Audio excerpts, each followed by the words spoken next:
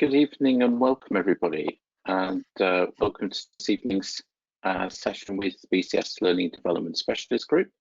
My name is Kevin Streeter, I'm the chair of the group, and delighted to be joined this evening by Ian Seward from the SFIA Foundation. Just going to start the evening with a couple of slides about the BCS Learning Development Specialist Group, just to give you some background if you've not been to one of our meetings previously.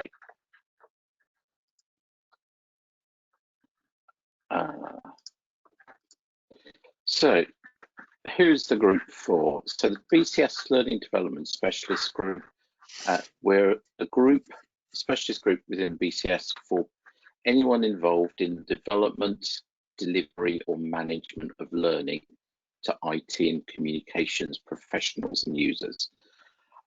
Hopefully you'll find something in that definition that relates to yourself and jobs that you do. And if not, then welcome along and hope you enjoy this evening's session. But that's our definition of the group. And just give you some idea where everyone comes from. So we have a range of backgrounds. When we did a survey a couple of years ago, about 18% of members of the group have some background in IT end user training. 18% in IT professional skills training, which is things like Prince or ITIL, those types of areas. 16% in IT technical skills, so that's very much the vendor world of product training. 16% from the university or education sector, and about a third with just general interest in IT skills topics. So very broad, very diverse background of members of the specialist group. Just a couple of things that we've been working on recently to update everyone on. First of all, we've been updating the Learning Development Specialist Group website, and find out more about the group, the events that we're running, members of the committee, or even if you want to get involved in the group, we'd be delighted to hear from you, and either contact through the groups team at BCS HQ or contact myself, and be happy to talk to you. But if all our background is up on the website, and go and find out some more about us. And recently we've been working on the YouTube channel, and BCS member groups have their own YouTube channel available, and we've uploaded the last 2 years worth of events that we've been running, and with thanks to Ian for agreeing, we're going to be posting this up to the YouTube channel at some point after we finish the session today.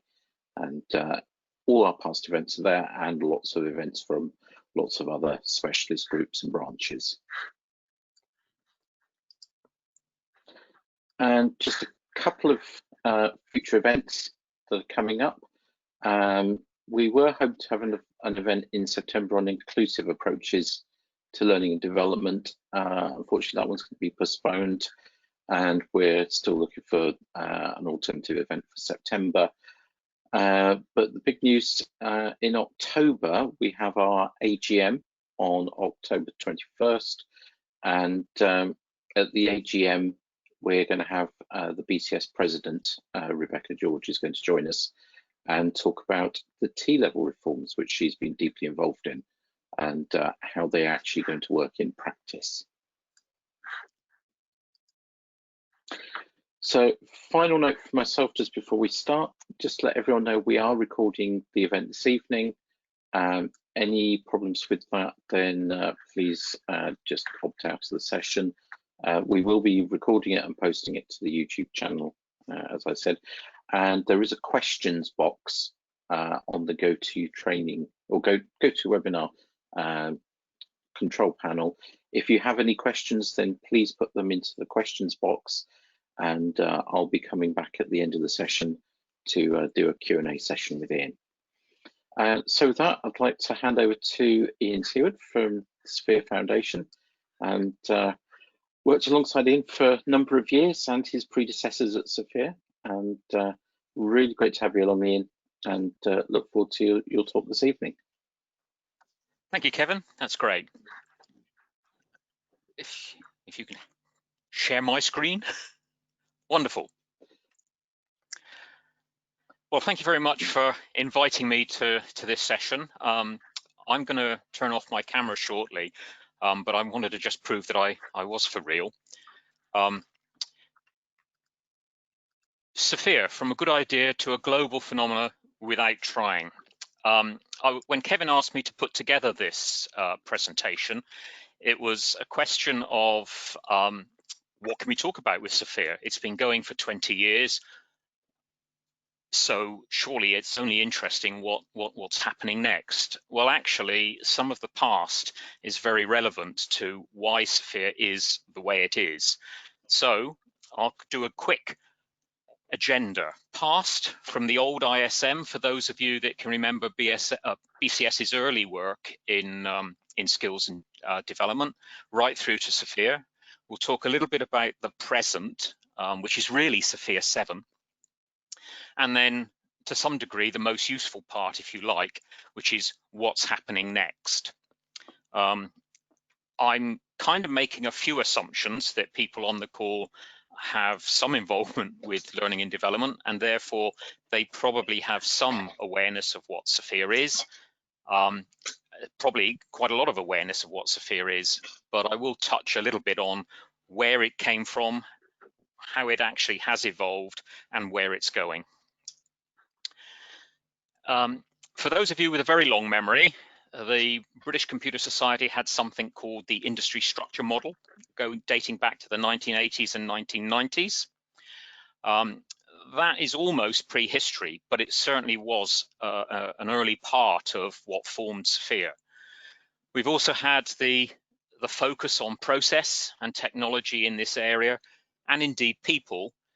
But I think bringing that up to date, technology changes rapidly and has done for years, and the rate of change is huge. Process carries on, but I think the people agenda has not always been at the forefront of people's minds. So to bring that into the 2020s, we've been hearing about a skills gap for many years. It's not a UK thing. There is a skills gap in the UK, we're told, but this is a global issue. Every country you hear about talks about a skills gap. But the fundamental is, how can you address skills and competencies if you can't describe them? And what skills do you currently need? What skills do you need in the future? What skills do you currently have? And how do you close that gap? And that's really what SFIA is all about. Strangely enough, although everybody talks technology, the one thing that seems to be a universal currency is skills. Not just is it a question that everyone talks of a skills gap, if you really do want to have a long-term career as an individual, you have to maintain your skills and keep them up to date. So from the early beginnings of things like the industry structure model and various other UK initiatives, the SFIA Framework was formed. We were first published in the year 2000. The SFIA Foundation was formed shortly after that. So out of a number of UK skills initiatives became a UK collaboration to develop SFIA. Once they developed SFIA, there was a mindset that it had to be updated. And so it's always been updated through a process of open consultation. And since around 2004, 2005, that open consultation has been global. And the reason it's been global is quite simple, actually. We simply made it available, relevant. It has turned out to be right, and it's generally been true to its user base. Essentially, you could say that the reason SFIA is used is because it's useful. And as a result of that, by making it available, SFIA now has a global footprint. And the point reflecting back to the title of this presentation is that actually it has a global footprint with little promotion by the SFIA Foundation. That's not to say that individual organisations haven't promoted SFIA, but the actual promotion by the SFIA Foundation has been relatively light. The reason for that is we don't have a huge amount of money. We're not a commercial organisation. And quite simply, to some degree, we haven't needed to promote it. People have picked it up and used it because it is readily available, it is relevant to what they do, the model is fundamentally right, and it remains true to its user base, and that user base is skewed to industry and business. We're not an academic model, we're not a model to sell training, we reflect what industry and business wants. So as a result of that, SFIA has effectively become the global common skills and competency framework. Now we date back to 2000 formally as the SFIA Foundation and the SFIA Framework, and beyond that in the past too. So bizarrely, we have a proven provenance and sustainability, despite the fact that we're not a commercial organization. And the key element throughout is that SFIA is built by industry for industry. So a little bit about the foundation for those of you that don't know. The SFIA Foundation is a global not-for-profit foundation. The purpose of it is to develop, maintain and support the global skills and competency framework. There's a governance board consisting of the British Computer Society, the IT Service Management Forum, the UK branch of that, the Institute of Engineering Technology, and IMIS, the Information Management Systems. I'll get that wrong, haven't I? And we have a number of international vacancies. And the reason we have some international vacancies is because of the reach of SFIA now. The board is responsible for governance and strategy. It plays no role really in the content of SFIA. Then we have operations, and I run the foundation, so I run operations if you like. And the role of operations is to run the foundation, develop the SFIA framework, develop the SFIA ecosystem. In order to do that, I'm ably aided by Lucy Ryan, who is our business administrator. She does a lot more than that. And we have an update manager, and we have a translation manager, and we have a number of other people that help out. SFIA is largely built by industry, so it is actually built by its user base. We have a SFIA Council that is truly international. It's an advisory group to operations and the board. And we have a design authority board, which the main role of that is to maintain the integrity of the framework. Then we have the user community, if you like. The user community are the end user organizations, the accredited partner organizations like the British Computer Society, like the IET, like the IEEE in the States. And then we have the accredited consultants, who are individuals who have demonstrated experience of applying SFIA in industry. So if you like, the latter part of that, the lower black box, if you like, is the global user base and industrial experience. That's where we get the update information from. I mentioned we had a global footprint, a map of the world. We don't have much coverage in North Korea, but in most other countries, we have some SFIA use. The foundation itself doesn't always know what the use is. And the reason for that is that the relationship between those helping an end user organization with SFIA and the end user organization itself lies with the partner organizations, not with the foundation. So many partner organizations simply do not tell us who their clients are for obvious reasons. They don't want to share that information. So we don't actually know the full user base. We do know that there are many thousands, many tens of thousands of licensed users for SFIA around the world. We do know of many big initiatives with SFIA around the world. And we know of quite a few organisations that use SFIA. So we have use in around 180 to 186 countries. We have the professional bodies. Many of those use SFIA for professional certification, like the British Computer Society, but they include the Australian Computer Society, the New Zealand Computer Society, South African Computer Society, Canadian Computer Society, for example. We have significant use in UK private and public sector, and there are some case studies on the website from our early conferences. We've kind of let that go recently because in essence, we have sufficient work to do, if you like, from people asking us to do more with the framework and the ecosystem rather than providing a conference, but we are continually looking at doing that again. There's a lot of cross-sector corporates that use it. We have major financial institutions, well-known names. We have aircraft manufacturers. We have the aerospace defense sector.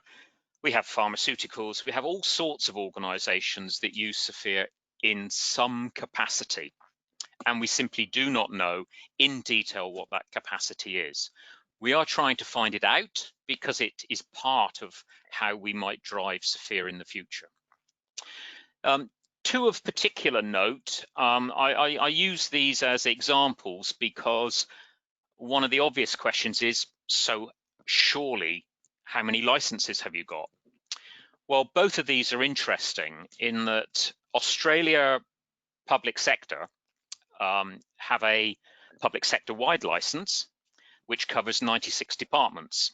So one license, 96 departments and their IT staff within. Saudi Arabia is a particularly interesting one as well, because Saudi Arabia recently have taken out a country-wide license. And so one license covers all use by Saudi companies and individuals within Saudi Arabia. And there are some very big companies in Saudi Arabia that are using SFIA accordingly.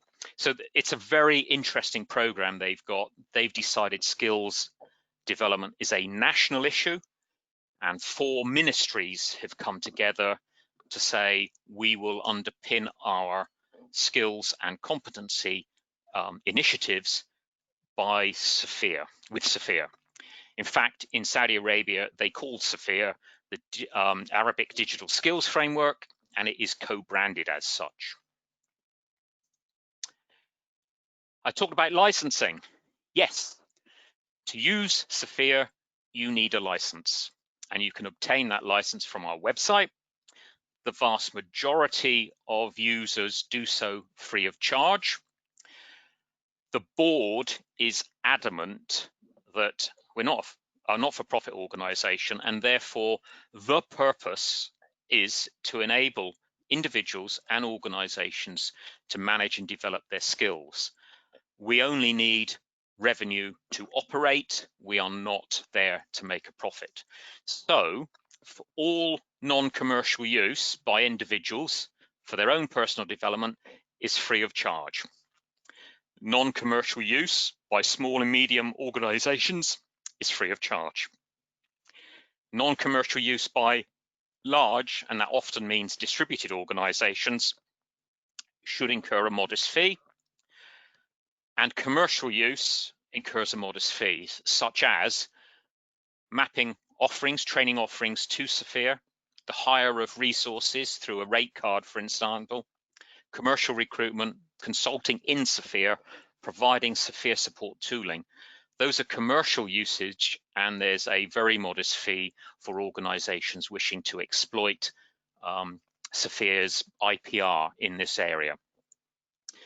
The key element is SFIA is not for profit. 100% of revenue funds goes into supporting SFIA operations and our ecosystem. And our most expensive spend, if you like, is an update of the framework. So the context for SFIA. the framework is there to support a strategic skills management approach. So in essence, you use SFIA because you want to manage your workforce and the skills of your workforce. You want to be able to acquire skills in a consistent and systematic way.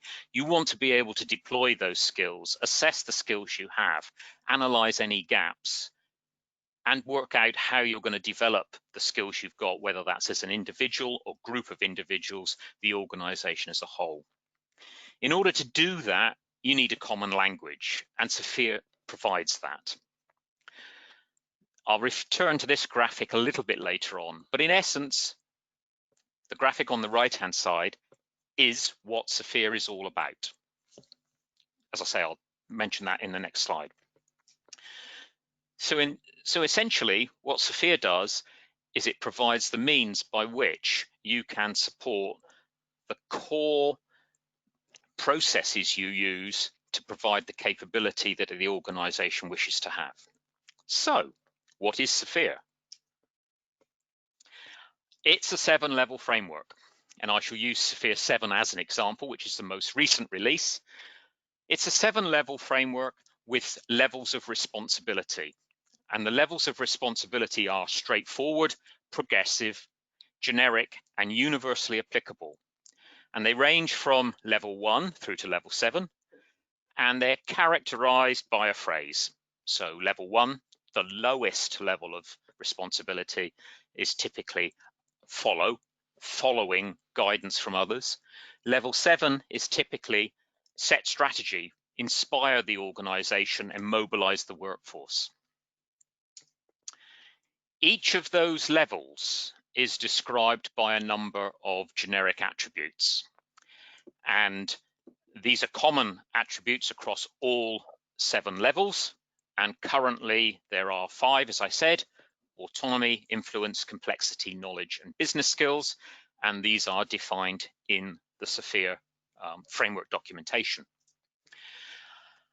And then returning to that graphic from the previous slide, SFIA recognizes professional skills. It recognizes behavioral factors. It recognizes knowledge, and it recognizes qualifications and certifications. And it brings that together into a model that industry recognizes as what's essential to it. And in particular, the core of SFIA is experience. You have a skill or a competence because you have experience of practicing that skill or competence in a real world situation, not because you've done a training course and received some knowledge. An example of this is a classic is project management. A project management training course rarely makes you a project manager. It provides information about project management. What makes you a project manager is managing some projects. So specifically looking at SFIA 7 again.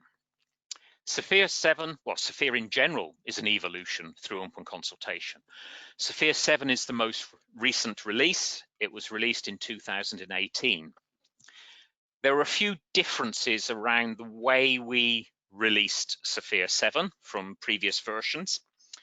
In some ways they were cosmetic. The changes requested of earlier versions of SFIA could have been grouped into themes, but specifically for SFIA 7 update, we took a look at themes. This gave us an opportunity of not just looking at individual changes in their own right, it gave us an opportunity to look across the framework as a whole. And whilst in previous versions of SFIA, digital transformation was addressed, we looked again at it specifically. We looked at software engineering in collaboration with the IEEE in the US. We looked at cloud informatics, big data, data science. We looked at agile in DevOps. We looked at information and cybersecurity. That gave us the opportunity to, as I say, look across the framework as a whole. And if I pick just information cybersecurity as an example, The updates that we did resulted in security being discussed in each of the 7 levels in the generic attributes, and it resulted in a number of changes such that, as well as 5 specific security skills, security is mentioned in, I believe, 20 other skills. Of course, we also deal with any change request in general. SFIA 7 was, in some ways, it doesn't look much different to previous versions, but there was a significant amount of work that went into it, resulting in, for example, 56 skills updated, 169 skill level descriptors being updated. And this has led to actually the delivery of SFIA 7, which looks something like that. That's what most people think of as SFIA. If you print this document out, on the back is the levels of responsibility. So this component alone forms a very useful summary. But the real gems are within the complete reference guide. And in the complete reference guide, you have an explanation of SFIA, you have an explanation of how SFIA can be used, and you have the details of, for example, every single skill at every single level of description. SFIA 7 also brought about a couple of other changes, one of which was our extended user base wanted it in a number of different languages. So we now publish SFIA 7 in 10 languages: English, French, French-Canadian, Italian, Spanish, German, Polish, Arabic, Chinese, and Japanese. And obviously, we will be publishing SFIA 8 in those languages. We have been requested to provide 3 other languages, one of which is in production at the moment, rather slowly, but it is in production. And one of the reasons why it's a little bit slow is we have our translations done by our user base. That saves us money, but it also means that it's people that use SFIA do the translation. And as a result of that, they can address the nuances of what we say. Also in SFIA 7, it became obvious that there's much more to not just the SFIA Foundation, but the SFIA user base than just the SFIA Framework. So we specifically looked at the infrastructure of the SFIA Foundation. And pretty much all of this is behind the scenes. Nobody really sees this. They see the deliverables at the end. The reason we took a look at it at this stage is because fundamentally I anticipated that I might be in this position for the next update, SFIA 8. And so it was important to put some things in place that enabled it to be a little bit easier going forward. So we have now an update manager, Peter Leather, whom some of you may know. Peter Leather is an experienced SFIA accredited consultant. He chairs the SFIA user group. He's the Secretary of Council. He's been using SFIA for many, many years. And he actually manages the update of the SFIA framework and indeed a number of the SFIA assets as well. Translations has become I won't say a challenge to us, but it has become a very important component of what we do. And the result of that is we have to manage it much more effectively than we would have done in the past. And so as a result, we have a translation manager, and we have improved the change process and the translation mechanism. We now operate continuous consultation. We don't turn it on and turn it off. We have been consulting on SFIA changes from the instant that SFIA 7 was released. We don't make a lot of noise about it, but we were doing that. We have a much broader design authority board now. If I remember correctly, it's representing 7 countries. Their role, as I mentioned before, is primarily to ensure the integrity of the framework, and so they are typically experienced SFIA users because the actual change requests come from industry themselves, the content comes from industry itself, and the role of the Design Authority Board ultimately is an approve, reject, defer, but it's really there to make sure that what is requested goes in and it does not compromise the integrity of the framework. We have an improved website because it is no longer an electronic version of the document. There is very much more on the website, which I will mention briefly in a moment. We are now harvesting good practice and we're providing more support to the ecosystem. The SFIA Foundation itself is looking to establish stronger end user relationships and certainly collaborations with other organizations. And these are just a standard part of what the SFIA Foundation operations does. So, what are the extra things to SFIA? We present everything via the website, so you can find stuff here. The biggest area that we have increased is under tools and resources. And under tools and resources, you'll find other useful components that go alongside SFIA.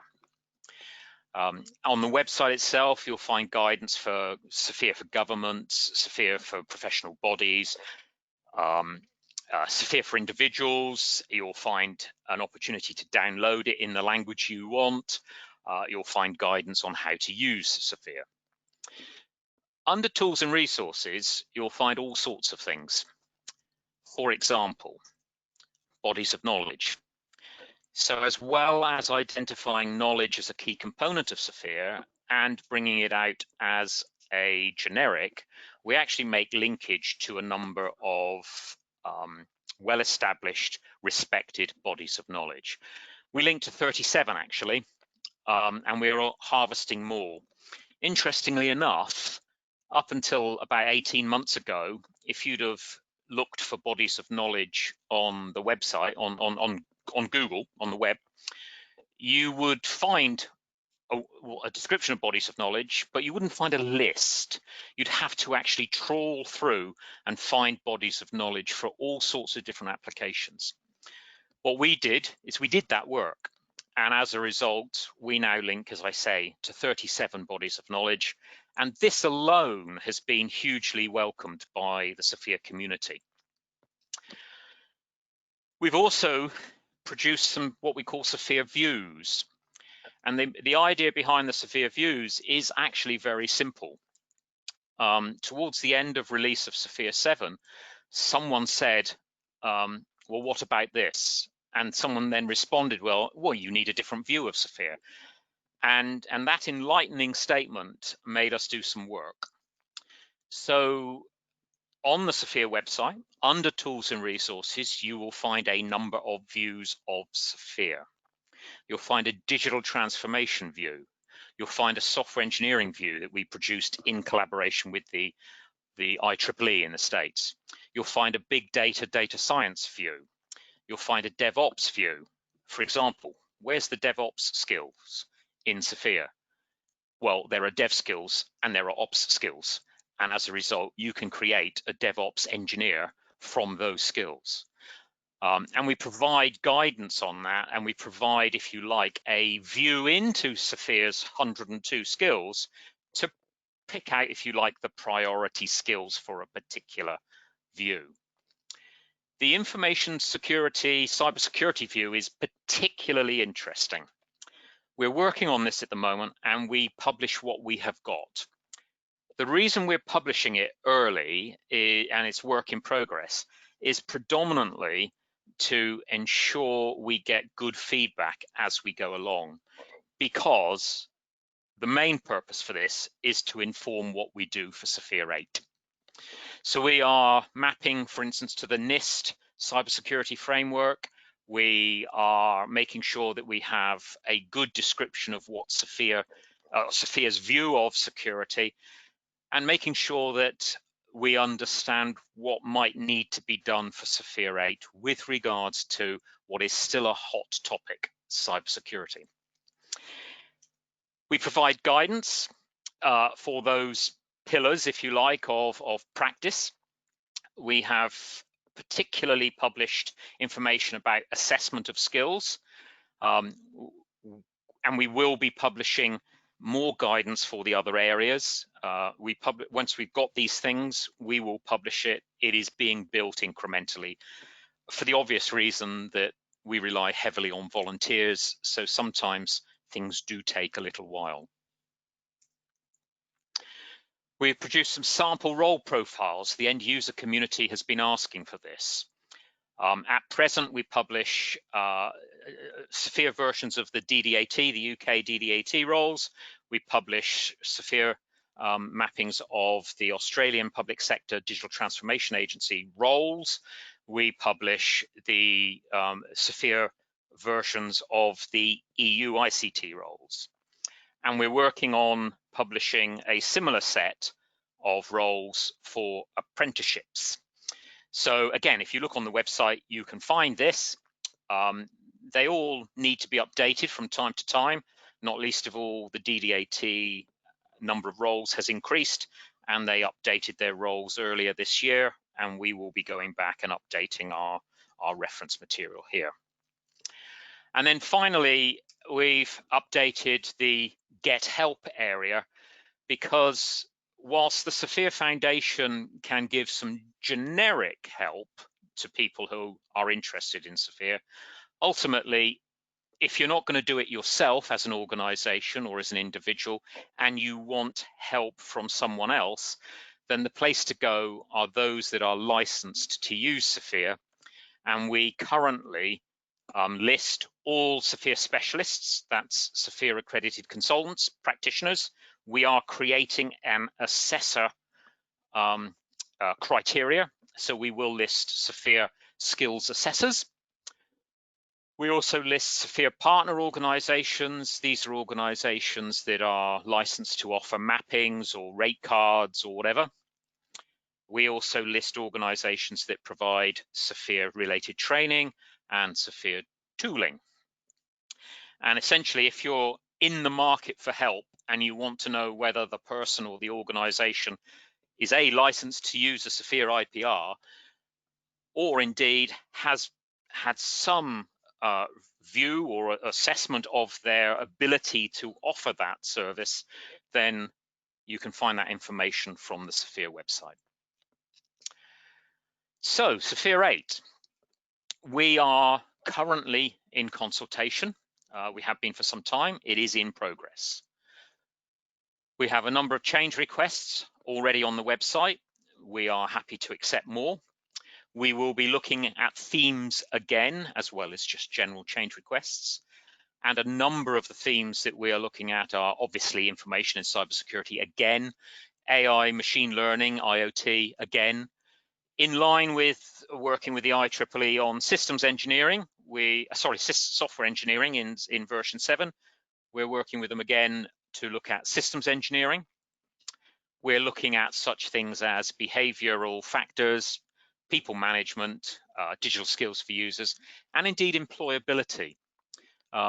Many countries have contacted us with regards to bridging the gap between education, if you like, and employment. And we are taking a look at what the SFIA Foundation and the framework can do in that respect. We provide a regular update. Again, this is Peter Leather's work. He tells people what's going on with SFIA 8. And so if you look in our news area on the website, you can go back and see the various monthly updates and indeed other bits of news. Our Design Authority Board is sitting, or sits. The main purpose, as I mentioned, is the integrity of the framework, and part of that is determining whether a change that is going to progress, or an action as a result of a change request, is it a change to the SFIA framework, Is it not a change to the SFIA framework, but a development of a SFIA view? Or is it not a change to the SFIA framework, but some provision of guidance material on the use of the SFIA framework? And this is all part of the user consultation. So SFIA is completely open.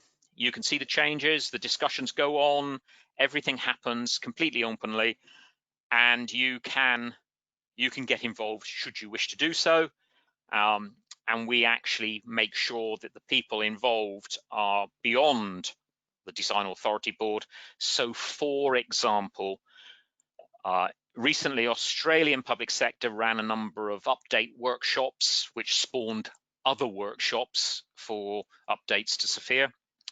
And some of the work that those workshops have done in the last few weeks will figure very significantly in support of, well, either in new changes or support of existing changes to enhance the framework, to keep it relevant and to keep it useful to industry.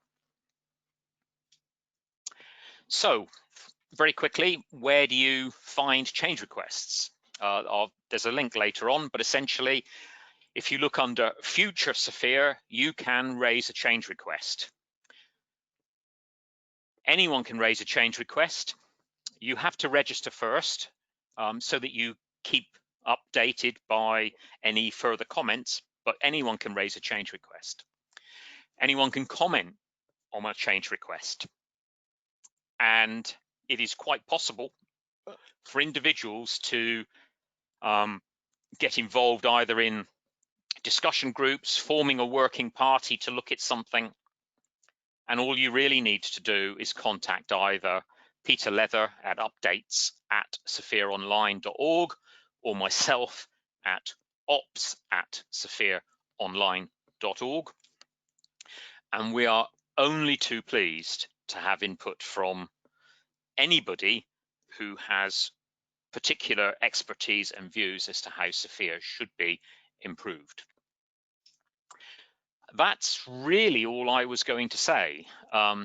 Contact details are obviously on this slide, and some of the particular links that might be of interest to you. So you can get the news, you can get the change requests, you can contact the update manager, you can certainly browse the website. So with that, I would say that's what I wanted to say about SFIA and the work of the foundation, where we are at the moment with SFIA 7, and indeed the open consultation process for SFIA 8. So I'm quite happy to take questions at this stage. So thank you very much, Ian. And we have a number of questions. So I'll start firing them at you. So a nice, easy one to begin with. Where are all the vacancies posted with SFIA? So referencing SFIA. The vacancies. I'm not quite sure I really understand the question. Job description. So adverts for jobs. Adverts for jobs. Right. Okay. The SFIA Foundation doesn't advertise jobs for two reasons. One of which, there are probably no real jobs within the SFIA Foundation itself, and we don't provide, I suppose, those recruitment, employment opportunities. I think the question is probably more, if somebody like government is advertising a position. Well, I was going to say, why don't they mention SFIA? Well, actually, some of them do. So, for example, if you see job adverts on Indeed, quite often SFIA is mentioned. I had a request from an organisation that is doing recruitment for a large bank, and they want to recruit using SFIA. So they create role descriptions that they're recruiting for, defined in SFIA terms, and they advertise in their in their geography. Australian public sector do the same. There are many organisations that do that, but we have no sight of them. We occasionally see them, but we don't routinely see them. Going back to what I previously said, the SFIA Foundation to date doesn't see that as its role, but it certainly sees its role as helping those organisations that wish to recruit using SFIA to do so. It's increasingly common outside of the UK. I would like to think it would happen in the UK more. Great, thank you. Let's go to one from Ian, another Ian. According to the SFIA website, a scheme for the assessment of an individual skills profile is being developed and will be published in due course. Is there a provisional timeline you can share with us? Is there a provisional timeline? Sort of. The reason I say sort of, because the nature of SFIA is that we have volunteers working, and whilst we get great quality, we're not always able to pin down a firm timeline. As it currently stands, I believe, if I remember correctly, there are 3 guidance documents on the website currently available, one of which is about performing a self-assessment. Another one is guidance for assessors. I think really we would be looking for further feedback on those before we add more documentation around it. And the reason for that is quite simple. There are lots of different ways to do assessment, and there are lots of organisations currently doing assessment. And what those organisations can't agree on is what approach should be the core approach. And that is something that I think we will take a little while longer to really bottom out.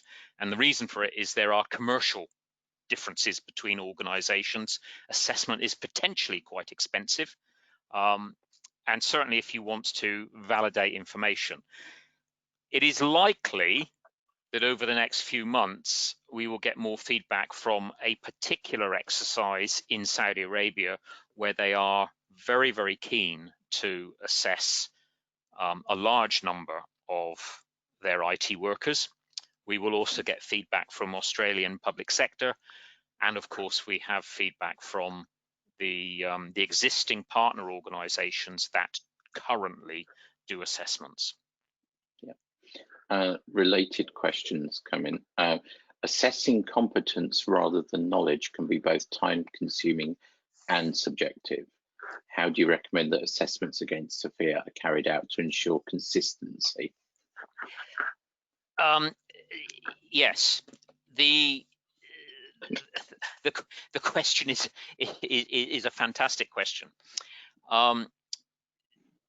The challenge is in the question, and the challenge is really the fact that SFIA is and must continue to be respected by industry, and what industry values is experience of performing skills. So we have to recognize the difference between knowledge and performance or application of that knowledge in a real world situation to show that someone's actually done it. I think there's a variety of ways it can be done, and that hints at the fact that I guess it isn't absolutely tied down yet. It is possible to observe people doing work and make a judgment on their competence effectively as a result of that. It is also possible to have a mechanism by which someone is assessed by others, not through observation of what they do.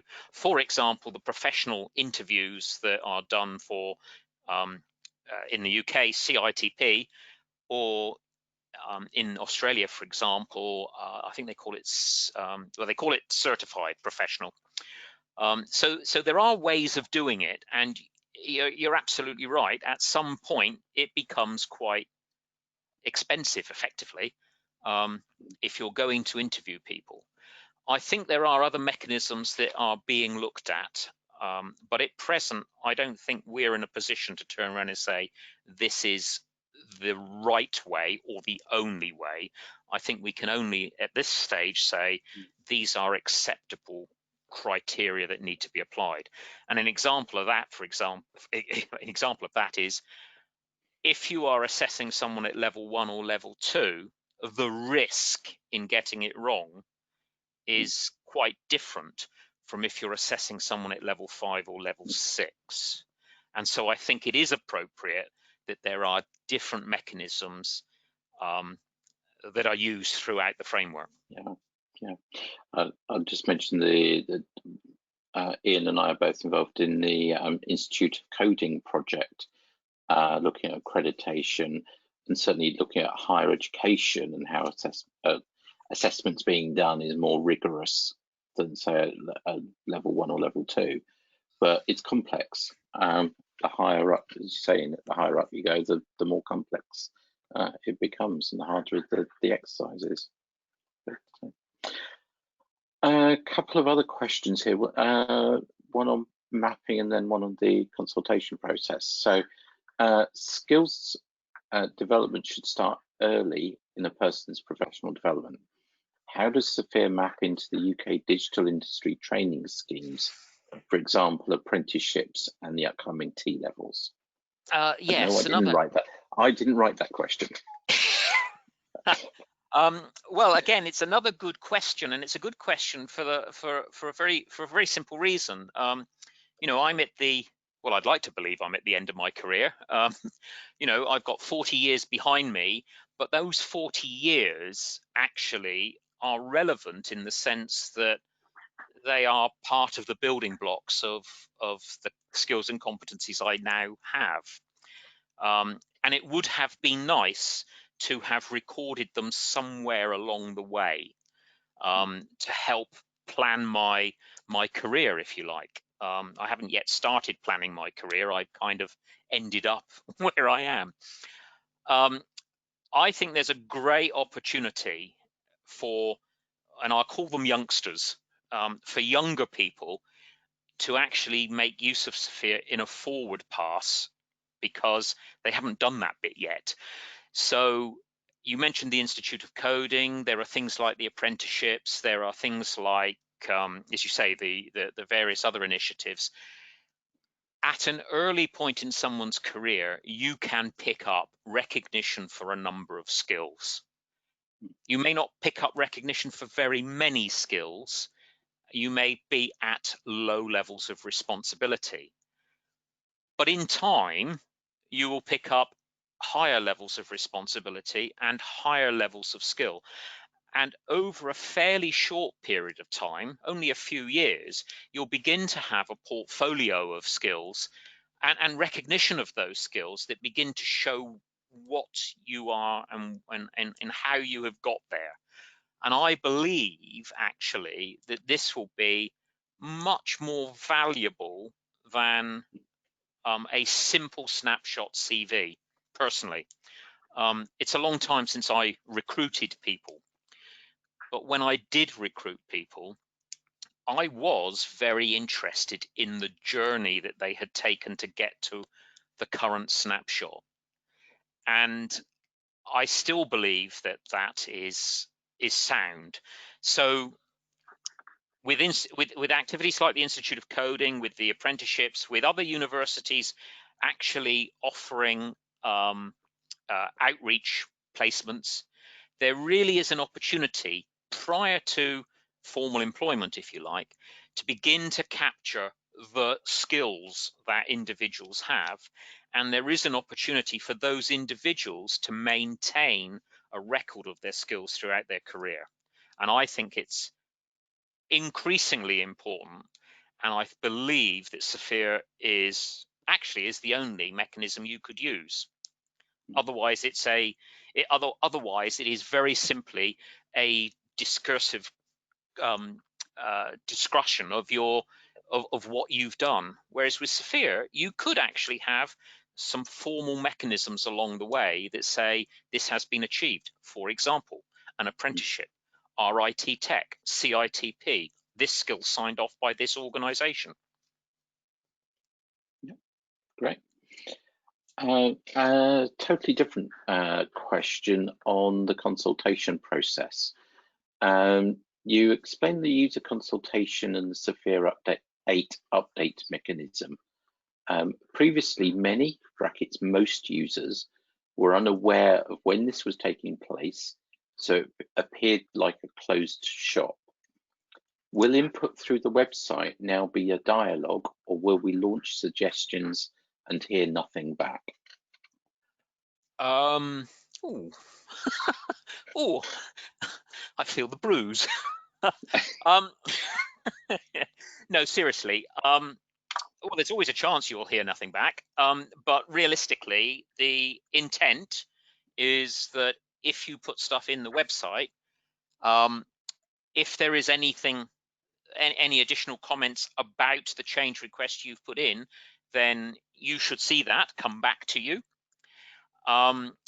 You will see, as happened in SFIA 7, various bits of news saying what is happening, what decisions were taken with regards to particular changes, and whether they're rejected, accepted, or deferred is visible on the website anyway. I'm not quite sure what else to say. I think the information is there. I'm not necessarily sure that we have either the mechanism perfect or indeed the means to do much more than present the findings, and hopefully that gets back to you because of the fact that you were the one that raised the change or expressed an interest in that change. Yeah, I was say the website, the consultation website, did change substantially. What was it, SFIA 7, where things are much more visible? Yes, it did. I mean, we have tried to make everything visible. The challenge with that is, I mean, there's very little of SFIA that is really confidential. The things that are confidential are really the relationships with licensees or end users. Some don't want to be mentioned, those sorts of things. The stuff there's nothing really confidential in terms of SFIA. We don't protect it. We don't stop people looking. We don't always tell them. So sometimes you have to go and look, I'm afraid. But there's no discussion going on and decisions made about a change that is not at some appropriate point put on the website. Yeah. I think before the change website, it was a bit more bit more hidden, but say it's quite visible now. But you do have to go and look, but it is quite visible. Yeah, I mean, we do actually email people who accept emails for general information, but we don't want to overload them. We don't want to be a nuisance. When we do put out news, there is a flurry of activity on our website to go and have a look at stuff. But we try not to, bombard people with emails because, well, I don't think they really want it. So I'm afraid at times you have to go and check in and have a look. Yeah. Great. Well, thank you, Ian. That was a fantastic session. It's great to go back to the beginning of SFIA and all the way up to the SFIA 8 update process. Just say to everybody, get in contact with Ian, get in contact with the foundation. The process that's going on at the moment with SFIA 8 is the time to get involved. Each update cycle gets increasingly broader acceptance, it seems to be. So now is a really good opportunity. And given that we're coming up to the top of the hour, I'd just like to say thank you very much, Ian. Really appreciate having you join us this evening. And I hope everyone's found that session useful. And as I say, we'll be placing the recording on the YouTube channel. So if you want to go back and review anything that Ian's covered, then it will be there available for you. So thank you very much, Ian. Thank you to everyone who's joined us this evening, and look forward to joining you on our next event.